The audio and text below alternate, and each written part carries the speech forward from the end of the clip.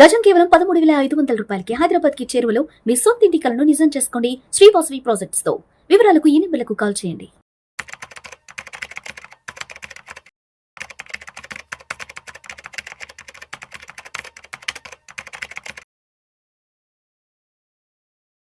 రామచంద్రమూర్తి గారు నమస్తే సార్. నమస్తే విష్ణు గారు. రామచంద్రమూర్తి గారు, స్టాక్ మార్కెట్లో విజయం సాధించడానికి, లాభాల వైపు మన ప్రయాణం కొనసాగించడానికి Warren Buffett the father of investments అని గొప్పగా చెప్పుకుంటాం కదా. మరి వారెన్ బఫెట్ గారు చెప్పిన కొన్ని సూత్రాలు ఏమున్నాయి అంటే మార్కెట్లో మంచి లాభాల వైపు అడుగులేస్తూ వెళ్ళడానికి? చాలా ఎక్సలెంట్ క్వశ్చన్ సార్ ఇది, ఎందుకంటే అందరికీ ఉపయోగపడే క్వశ్చనే. సో వారెన్ బఫెట్ గారి జీవితాన్ని మనం అర్థం చేసుకుంటే వాళ్ళ వ్యాపార సామ్రాజ్యంలో స్టాక్ మార్కెట్లో ఆయన కోట్లకి అధిపతి అయ్యారు. అయితే ఆయన స్టార్టింగ్ నుంచి చూస్తే ఆయన బెంజమిన్ గ్రాహం అనే ఆయన పుస్తకాన్ని ఫాలో అయ్యారు. ఆయన యొక్క ఫిలాసఫీతో ఈయన ఎక్కువ మెర్జ్ అయ్యారు. బెంజమిన్ గ్రాహం ఆ బుక్ ఉంది, ఆయన రాసింది. సో అది కూడా అందరూ కూడా చదవాల్సిన పుస్తకం అన్నమాట. సో వారెన్ బఫెట్ గారు వేరే ఒక పుస్తకం ఫాలో అయ్యారు, బెంజమిన్ గ్రాహం అనే ఆయన. ఆయన స్టాక్ మార్కెట్ యొక్క బుక్ పేరు అదే, స్టాక్ మార్కెట్ లో ఎలా ఇన్వెస్ట్ చేయాలి ఏంటి అనేది. సో ద ఇంటెలిజెంట్ ఇన్వెస్టర్ ఆ పుస్తకం పేరు. The intelligent investor. ఆ పుస్తకాన్ని ఫాలో అయ్యారు. అదే ఆయన చెప్పిన ఫిలాసఫీని మనం ఇవాళ రూల్స్ లో చూసుకుంటే చాలా బోరింగ్ ఉంటది, అస్సలు నచ్చదు. కానీ ఇప్పుడున్న జనరేషన్ అస్సలు నచ్చదు, కానీ అదే నిజం. కానీ అదే ఫాలో, అదే నిజం. ఆయన చెప్పేది ఏంటంటే ఇప్పుడు స్టాక్ మార్కెట్లో సంపాదించాలంటే కనీసం ఒక 20 ఏళ్ళు ఉండాలి. 20 ఇయర్స్ ఉంటాను అనుకున్న వాళ్ళు మాత్రమే, అంటే ఒక 20 ఇయర్స్ స్పాన్ పెట్టుకోవాలి. బికమ్ రిచ్ స్లోలీ అన్నారు ఆయన. అంటే మీరు ఈ విషయం చెప్తుంటే నాకు ఒక సామెత గుర్తొస్తుంది. మన పెద్దవాళ్ళు చెప్తుంటారు, మన శరీరానికి మంచిని చేకూర్చి ఏ ఔషధం అయినా చేదుగానే ఉంటుంది. కరెక్ట్ చెప్పారు, అంతే కదా. అంతే. సో ఇప్పుడు ఆయన చెప్పింది ఏంటి, బికమ్ రిచ్ స్లోలీ అన్నారు. మనం ఏమైపోయి నాకు ఇవాళ సాయంత్రానికి 1 లక్ష రూపాయలు రావాలి, ఇవాళ ఒక గంటలో instant money, easy money, instant money రావాలని మనం పెట్టుకుంటాం. కానీ యాక్చువల్గా ఆయన ఇవాళ 95, ఆయన యాక్చువల్ సక్సెస్ 60 ఏళ్ళకి వచ్చిందనమాట. ఆయన 15 నుంచి స్టార్ట్ చేస్తే ఆయన 40 ఇయర్స్కి అసలు సక్సెస్ చూశారు. సో ఆ 20 ఇయర్స్ ఏమవుతుందంటే ఆ జర్నీలో ముందు మిస్టేక్స్ అన్ని జరిగి మంచి చేయడం అంతా తెలుసుకొని ఒక 20 ఇయర్స్ స్టాండింగ్ ఇక్కడ మార్కెట్లో ఉంటే గానీ మనకి దీని మీద ఒక గ్రిప్ రాదు. సో ఇవాళ జనరేషన్ అందరం కూడా ఏమంటున్నాం, పొద్దున బై చేసేసి సాయంత్రం కల్లా మనీ వచ్చేయాలనుకున్నాం. సో దానికి అంత తేడా ఉంది. ఫస్ట్ పాయింట్ ఏంటంటే లాంగ్ టర్మ్ ఆలోచనలు ఎవరైతే ఆలోచిస్తారో వాళ్ళే దీనిలో గెలుస్తారు. షార్ట్ టర్మ్ ఆలోచనలు టెంపరీగా ఎంజాయ్మెంట్ వస్తుంది కానీ డబ్బులు అయితే రావు. సో సెకండ్ ఇంపార్టెంట్ పాయింట్ ఏంటంటే కంపెనీని, మనం స్టాక్స్ని ఒక కంపెనీ లాగా చూడమంటారు.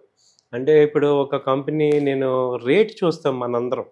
ఇప్పుడు సపోజ్ ఒక ఎగ్జాంపుల్ చెప్పాలంటే ఇప్పుడు ఇన్ఫోసిస్ ఉంది, ఇది ఎంత ఉంది, ఇప్పుడు 1600 ఉంది. ఇవాళ పెరిగిందా తగ్గిందా, ఎంత పెరిగిందా ఎంత తగ్గింది అని చూస్తున్నాం. ఎప్పుడైతే రేట్ చూస్తున్నామో దాన్ని ట్రేడబిలిటీ కింద చూస్తాం. కానీ ఆయన చెప్పేది ఏంటి, ఆ కంపెనీ బిజినెస్ని చూడమంటారు.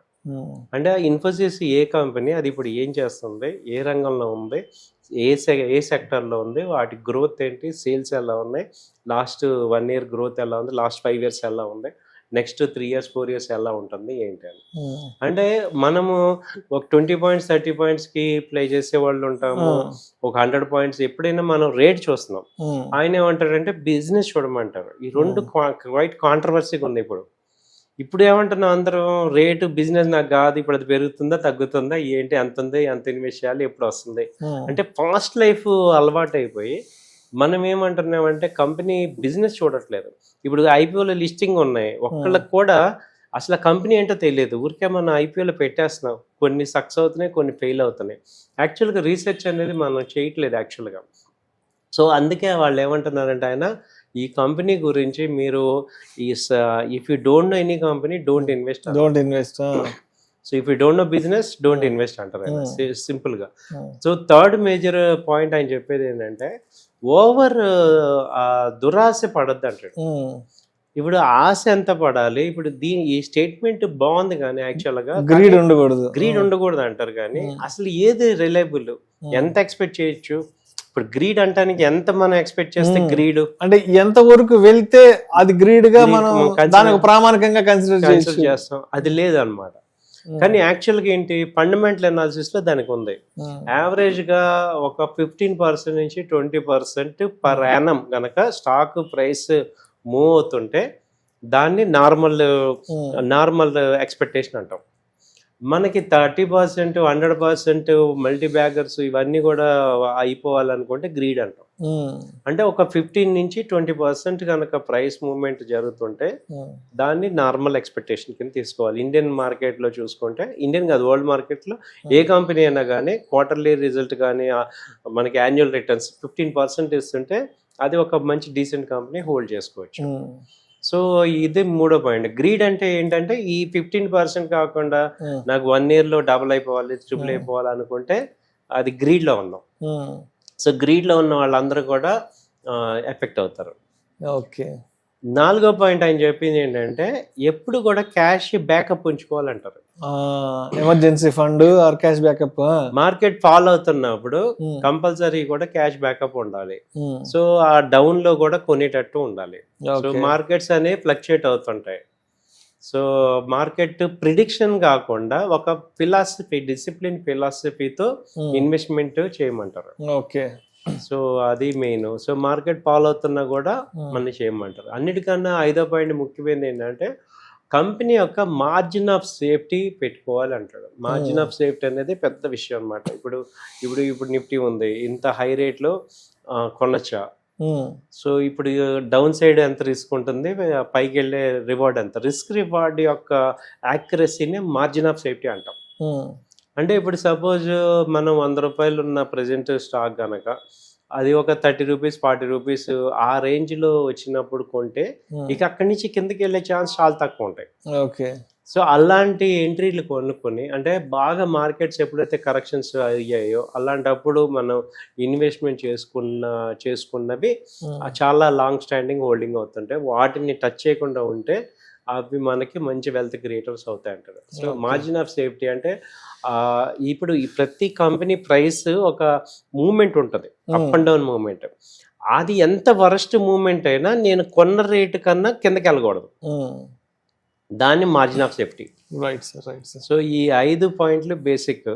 6వ మేజర్ పాయింట్ ఏమంటారంటే నీ పర్సనల్ ఎమోషన్స్ ని అక్కడ తీసుకురావద్దండి. ఎగ్జాక్ట్లీ.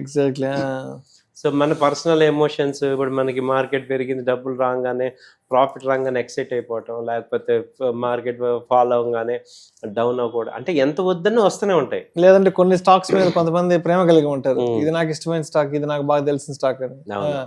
సో అలాంటివి ఎమోషన్ కాకుండా కంపెనీ పర్ఫార్మెన్స్ ని బట్టి స్టాక్ హోల్డింగ్ అనేది పెంచుకోమంటాడు.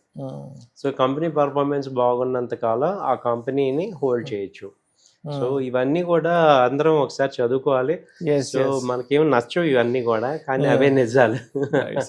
సో బట్ ఏంటంటే మనలాంటి వాళ్ళు రిపీటెడ్ గా చెప్తుంటే, కనీసం నా పాయింట్ ఏంటంటే ఇప్పుడు ఈ రెండింటిని అడాప్ట్ చేసుకోవాలి. ఇవాళ నేను బఫెట్ కాలంలో ఉన్నట్టు లేదు కదా.